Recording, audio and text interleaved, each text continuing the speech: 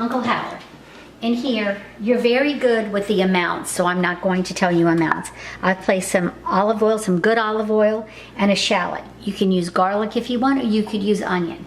I used a shallot. I tried to keep it the way we kept it the last time for you. I like to use this kind of tomato. It's called San Marzano crushed. Just put as many in as you think you're going to need for the company. I used 4 when we had everybody over the last time. I think I used 2 shallots and 4 San Marzanos. A splash of a little good red wine. Not a lot, Uncle Howard, just a little splash.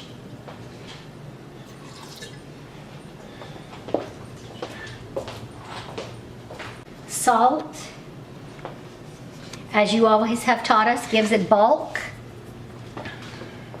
Freshly ground pepper. I will come back and salt a couple more times, Uncle Howard.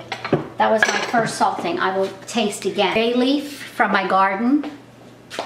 Actually, I have 2. Crunch it a little bit. Not basil, but a bay leaf. The smell is beautiful. Put it in there and just let it go. Uncle Howard, remove the bay leaf before serving because it's a little crunchy. You don't want them to have the crunch in there. The other herbs, please make sure they stay. My sous chef, Dr. Porter, is about to embark on the chopping of the parsley for me, and we will get to the other herbs shortly. As you can see, I like to remove the stems from my parsley before I chop it. This is a sous chef's secret. This is another little secret, Uncle Howard. It is the rind of the Parmesan Reggiano that we're going to focus on when we do our meatballs. Just simply drop it in. It's just the rind that's left over when you have it. I think you did it. You told me you do it already, but drop it in and let it go. When you're finished, if it hasn't completely melted, take it out, along with the bay leaf. Uncle Howard, here's the parsley going into the pasta. We're going to have, I have to break this to my sous chef. We need more parsley for the meatballs. Oh, yes. Okay. Here. Fresh basil from our yard. I know you have beautiful basil over there because we've discussed this, Uncle Howard. And just simply chiffonade it. I love talking to you because I know you know these terms. Simply chiffonade however much you want. It is not any great amount.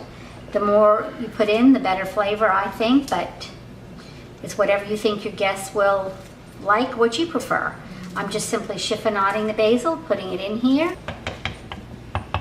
I didn't think they would like it, but I always put raisins in my meatballs, preferably golden raisins, because they give it a certain amount of sweetness, and I know you and I have expanded palates and we like these kind of things. Now, they tend to not be so plump right now, so what I'm going to do is add a little dry sherry, not much, just enough to kind of cover them a little bit, not much, and I'm going to put them in the micro for just a few minutes so that they get a little soft. If you didn't want to do the sherry, although I can't imagine you wouldn't want to, you could also do the same thing with water. It will give you the exact same effect. But what you want to do is plump up your raisins a little bit. It just makes them a little softer, a little more moist as they go in. I would like to add, don't leave it in the microwave too long, otherwise you might catch it on fire. My safety person says do not leave them in the microwave too long. I'm doing 30 seconds. Also, Uncle Howard, sometimes you could toast pine nuts and put them in your meatballs as well. I've been known to do that before. I'm not going to do that today, however. All right, let's take a look at our raisins. And you can see that, oh, they're hot. They're very hot. And I'm just going to let them sit as we go about making the rest of our meatballs. Before I put them in the meatballs, however, I will go ahead and drain them a little bit more to get throw away some of the extra juice. So we'll see that as we go through. I'm ready to do our meatballs. Today I'm going to use equal parts ground round and ground pork. Sometimes I even do equal parts ground round, ground pork, and ground veal. I did not do that when you were here. I just did the ground pork and the ground veal. So you will see today, this is the pork going in, and this is the ground round that I'm about to put in there as well. And what weights would those be? Pardon me? How much in pounds would that be? 1 pound each. Okay. Now, you can put as much as you want. Again, I'm simply making this for Henry and I today. We may have a guest drop by, which frequently we do, so if we do, that's fine and dandy. And the rule of thumb is an egg per pound. So we have 2 pounds in there, so we're going to do 1 egg, 2 eggs. And we're going to cut for a few minutes and come right back. Next, Uncle Howard, we're going to add some spices. We're going to add garlic powder, a little garlic powder. We're going to add a little garlic salt. I don't have the container for that, the granulation, so I'm going to put it like that. And we're going to add a smidgen of regular salt.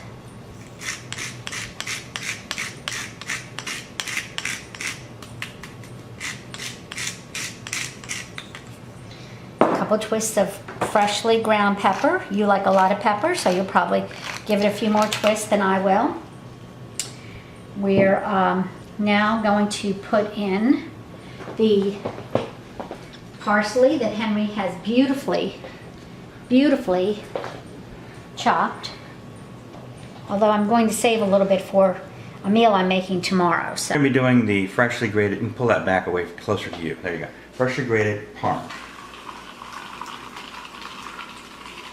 And it's just a little bit. We're going to put a lot more in. Cherry from the raisins are.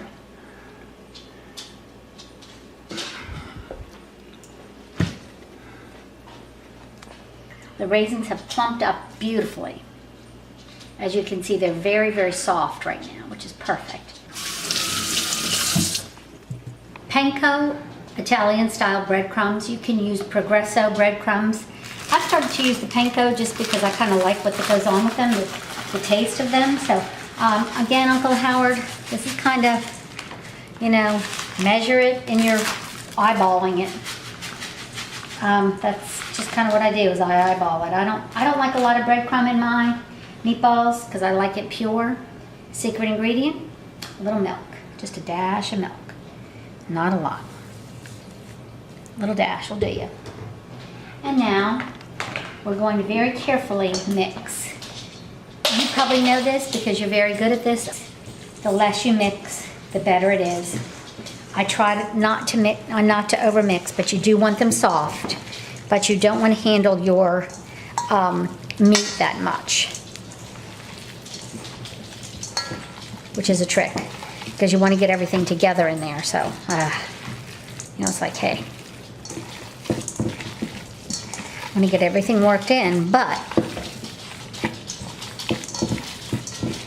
not overhandle it. Uncle Howard, we are now rolling the meatballs, just whatever size. We found that smaller ones are a little bit better. On the medium to small size work out a little bit better. Henry said they're about the size of an iPhone. A little bit smaller. Well, that was a smaller.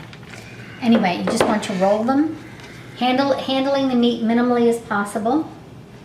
We have them on a parchment tray. Then we're going to put them in the oven. I used to fry them, found it was a waste of time and made the stove very dirty. Bake them for 20 minutes in the oven at 350. And then put them in your sauce and cook them.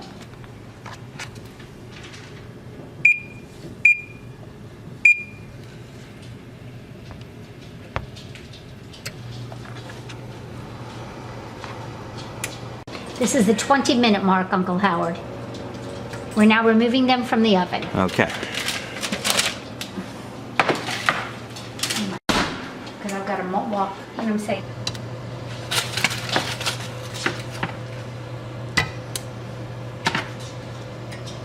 Can you take a paper off right here when I'm done, please? Sure. That'll look good. And then you enjoy the beautiful, delicious See you later. meal.